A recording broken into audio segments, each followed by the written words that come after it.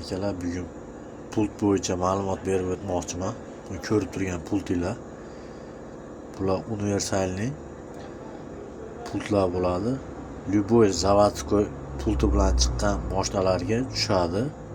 Tushirsa bo'ladi bu narsani. Ko'pchilik tushunmayapti.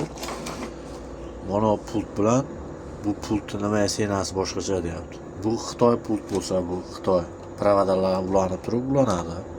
Bu Xitoy pult. Bunga provoda kerak yo'q. O'zini miyasiga programma qilib yoziladi bu narsa. Shuning uchun bo'li qimmatroq. Bu o'zi arzon kelgandan keyin ustanovkasi bilan ham baribir bu senasiga yetib bormaydi. Shuni odamlar tushunmayapti. Shuni bir tushuntirib o'tmoqchi bo'ldim. Bizni kuzatganlarga hammasiga rahmat. Kimga shunaqa pultlar kerak bo'ladigan bo'lsa, bemalol kelaverasizlar, o'zimiz chiroyli qilib bitkazib beramiz. Hamma заводской pulti bilan chiqqan mashinalarni miyasiga qo'ysa bo'ladi buni.